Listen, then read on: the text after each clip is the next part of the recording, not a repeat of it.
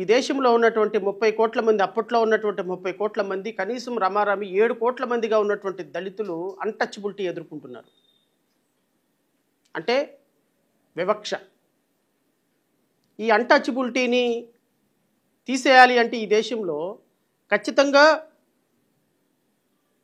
ఒక ఆర్టికల్ ఉండాలి, ఒక ప్రాథమిక హక్కుగా ఉండాలి. అది అంటే వివక్షత ఎదుర్కొని అన్టచబిలిటీ అనేది ఇట్ ఈస్ అన్ అఫెన్స్గా దాన్ని రాజ్యాంగంలో పొందుపరచాలి అని ఆయన ఎంతో కష్టపడి ఒక ఆర్టికల్ని, అన్టచబిలిటీ అనే ఒక ఆర్టికల్ని రాజ్యాంగంలో ప్రవేశపెట్టాడు.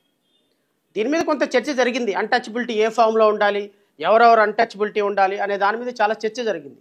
ఆ చర్చ జోలికి నేను పోను. ఎందుకంటే మొత్తానికి మన రాజ్యాంగంలో, భారతదేశం యొక్క రాజ్యాంగంలో కోట్లాది మంది ప్రజలు ఎదుర్కొంటున్నటువంటి అన్టచబిలిటీని, అంటే ఈ రోజున 140 కోట్ల మందిలో 40 కోట్ల మంది ఎదుర్కొంటున్నటువంటి అన్టచబిలిటీ, అప్పట్లో 7 కోట్ల మంది ఎదుర్కొన్న అన్టచబిలిటీని తీసివేయాలనేటువంటి ఒక ప్రయత్నంతో భారతదేశంలో రాజ్యాంగంలో అన్టచబిలిటీని పెట్టినటువంటి ఒక మహనీయుడు ఈరోజు కొన్ని కోట్ల మంది ఈ అన్టచబిలిటీకి దూరంగా సమాజంలో మేము బ్రన్సులమే అని బతకడానికి కారణమైనటువంటి వ్యక్తులుగా నేను అంటున్నా.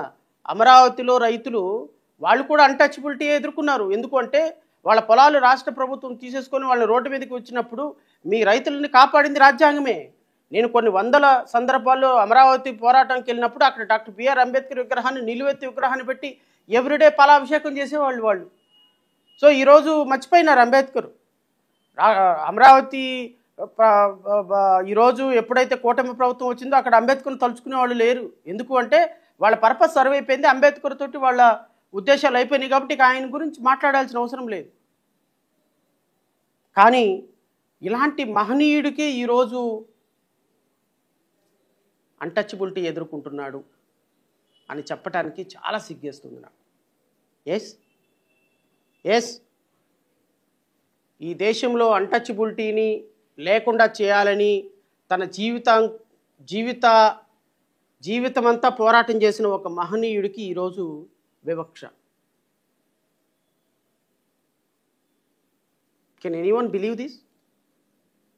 ఎవరైనా నమ్మగలవా?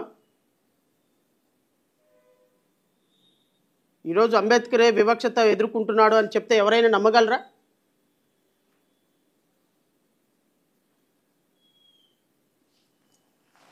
ఎంత దుర్మార్గంగా తయారైంది అంటే దేపాభ్యమానంగా ఎలిగిపోయినటువంటి అంబేద్కర్ విగ్రహం, స్వరాజ్ మైదానం ఈరోజు అక్రమాలకి అడ్డాగా మిగిలిపోయింది అని ప్రకటించటానికి చాలా సిగ్గుపడుతుంది. నిజంగా ఒక అంబేద్కర్ వాదిగా, ఈ దేశంలో, ఈ రాష్ట్రంలో ఒక పౌరుడిగా, రాజ్యాంగాన్ని గౌరవించే ఒక వ్యక్తిగా, ఒక న్యాయవాదిగా,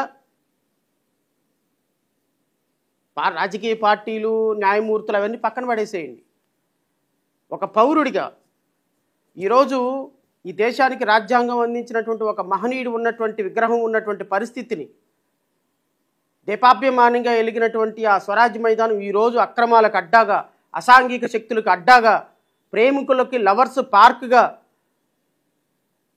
ఒక చీకటి ప్రదేశంలో బంధించబడ్డ ఒక దుర్మార్గమైనటువంటి ప్రదేశంగా మారిపోయిందని చెప్పటానికి సిగ్గుపడుతున్నాను నేను.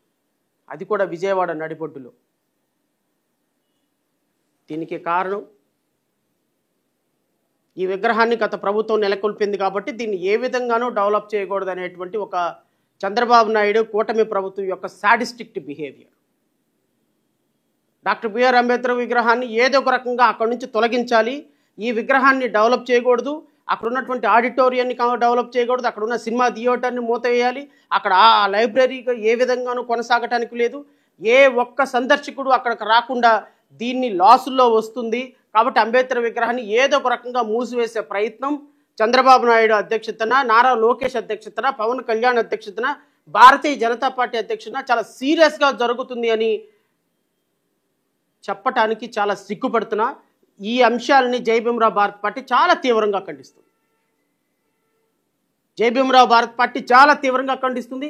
ఆ మహనీయుడి పేరునే మా పార్టీ పేరుగా పెట్టుకున్నాం మేము. ఈ రోజున ఆ ప్రదేశం అక్రమాలకు అడ్డాగా, అసాంఘిక శక్తులకు అడ్డాగా మిగిలిపోయింది అంటే దానికి కారణం ఎవరు? 400 కోట్లకు పైబడి రూపాయలతోటి ఖర్చు పెట్టి ఈరోజు విగ్రహాన్ని చాలా ప్రతిష్టాత్మకంగా ప్రతిష్ఠిస్తే ఈరోజు కూటమి ప్రభుత్వం కనీసం లైట్లు కూడా నోచుకొని ఏసీ అక్కడికి వచ్చేటువంటి వ్యక్తులకి కనీసం మంచినీళ్ళ ఫెసిలిటీ కూడా ఇవ్వలేని ఒక దుర్మార్గమైన పరిస్థితుల్లో ఆ ప్రదేశాన్ని మార్చేస్తే చెత్త చెదారం చెత్త కుప్పలతోటి పెంట కుప్పలతోటి పాచి మొత్తం ఫౌంటైన్లు మొత్తం పాచి ఆ ప్రదేశం అంతా దుర్గంధం, ఆ ప్రదేశం నిండా చెత్త చెదారం దుర్గంధం, ఇంకా చెప్పటానికి నా నోటి మాటలు రాని విధంగా ఆ విగ్రహం ఈరోజు శిథిలావస్థకు చేరుకుంటే కూటమి నాయకుల కళ్ళు కనిపించటం లేదా? చంద్రబాబు నాయుడు నీ కళ్ళు కనిపించటం లేదా? ఏమయ్యా నారా లోకేష్ నీ కళ్ళు కనిపించటం లేదా? ఉప ముఖ్యమంత్రి పవన్ కళ్యాణ్ మీ నోట మాట పెగలటం లేదా? డాక్టర్ బిఆర్ అంబేద్కర్ వారసుని నేను అంబేద్కర్ గారి అడుగుజాడల్లో నడిచేటువంటి ఒక గొప్ప మహనీయుని సొల్లు కబుర్లు సోది కబుర్లు చెప్తారే మీరు. ఈరోజు అంబేద్కర్ విగ్రహం పరిస్థితి ఒకసారి చూడండి. నేను రాష్ట్ర ప్రజలందరికీ నేను ఆధారం లేకుండా ఏ ఒక్క మాట మాట్లాడను. రాష్ట్ర ప్రజలారా ఒక్కసారి మీరందరూ కూడా గమనించండి. ఇదిగో అందుకనే జీపీఎస్ కెమెరాతో 1/11/2025 4 రోజుల క్రితం తీసినటువంటి ఫోటోలు ఇవన్నీ.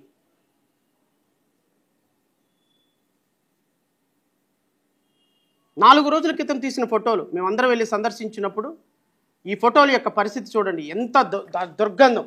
ఇదంతా ఫౌంటైన్లో మొత్తం పాచి పేరుకుపోయింది. చూడండి, ఫౌంటైన్లో మొత్తం పాచి పేరుకుపోయి గత 10 నెలలుగా కనీసం చీపురు పట్టి ఈ విగ్రహం పరిసర ప్రాంతాలని పరిశుభ్రం చేసినటువంటి పరిస్థితి లేదు 10 నెలలుగా. నేను అందుకని శాటిలైట్ ఫోటోలతోనే మాట్లాడుతున్నా. నేనేమి మ్యానిపులేటెడ్ ఫోటోలు కాదు, ఇవన్నీ శాటిలైట్ నుంచి తీసినటువంటి ఫొటోస్. శాటిలైట్ ఫోటోలతో మాట్లాడుతున్నా. గత 10 నెలల నుంచి ఈ ప్రదేశం ఈ విధంగా అబాండ్ చేయబడి ఇది డాక్టర్ బిఆర్ అంబేద్కర్ విగ్రహం పక్కనే ఉన్నటువంటి ప్రదేశం. ఇది కాకి రెట్టలతోటి దుర్గంధం, అక్కడ 5 నిమిషాలు కూడా నుంచోలేని పరిస్థితి. ఏం చేస్తున్నాం అంబేద్కర్ వాదులుగా మనందరం? ఈ విధంగా ఫౌంటైన్లు పరిసర ప్రాంతాలు ఈ విధంగా ఇది అంబేద్కర్ విగ్రహం పక్కనే ఉన్నటువంటి లైబ్రరీ పరిస్థితి అండి. No lights. ఆ లైబ్రరీలో లైట్లు కూడా వేయటానికి లైట్లు లేవు. లైట్లు కాదు కదా, ఏసీ కాదు కదా, లోపలికి వెళితే పక్కనున్నటువంటి మనిషి మనకి కనిపించని పరిస్థితి. ఎందుకు అంటేనంట నెలకు 10 లక్షల కరెంటు బిల్లు వస్తుందంట. ఆ 10 లక్షల రూపాయలు కట్టడానికి వీళ్ళకి దగ్గర డబ్బులు లేవంట. 400 కోట్ల రూపాయలు పెట్టి కట్టినటువంటి విగ్రహం 10 లక్షల రూపాయలు ఖర్చు పెట్టి మీరు కరెంటు బిల్లు కూడా కట్టలేక ఆ విగ్రహాన్ని పక్కన పడేశారు అంటే మరి 2 లక్షల 3 లక్షల కోట్ల రూపాయలు పెట్టి అమరావతిని ఎట్లా డెవలప్ చేస్తారండి మీరు? మరి వేల కోట్ల రూపాయలు నిన్నటి వరకు 17 నెలల్లో 2 లక్షల కోట్ల రూపాయలు అప్పు చేశారు కదా. ఈ అప్పు చేసి దేన్ని డెవలప్ చేస్తారండి మీరు? దేన్ని డెవలప్ చేస్తారు సార్ ముఖ్యమంత్రి గారు? మీరు దేన్ని డెవలప్ చేస్తారు? ఈ రాష్ట్రాన్ని డెవలప్ ఈ విధంగా చేస్తారా డెవలప్మెంట్? అరే ఈ దేశంలో మీరు ముఖ్యమంత్రి అయినా, మీ కొడుకు మంత్రి అయినా, మీ తమ్ముడు ఉప ముఖ్యమంత్రి అయినా మీరందరూ ఎవరి మీద ప్రమాణం చేశారు సార్? రాజ్యాంగం మీద ప్రమాణం చేశారు సార్. రాజ్యాంగం మీద ప్రమాణం చేసి, ఆ మహనీయుడు రాసిన రాజ్యాంగం మీద ప్రమాణం చేసి మీరు మంత్రులు అయ్యారు. రాజ్యాంగం ఈరోజు Z+ కేటగిరీలో తిరుగుతున్నారు, మీ అందరూ స్పెషల్ ఫ్లైట్లో తిరుగుతున్నారు. అలాంటి వ్యక్తికి ఇవ్వాల్సినటువంటి గౌరవం ఇదేనా అని అడుగుతున్నాను. ఇది కరెక్ట్గా అంబేద్కర్ విగ్రహానికి ఎంట్రన్స్లో ఉన్నటువంటి పరిస్థితి అండి. ఇది డాక్టర్ బిఆర్ అంబేద్కర్ విగ్రహానికి ఎంట్రన్స్లో ఉన్నటువంటి పరిస్థితి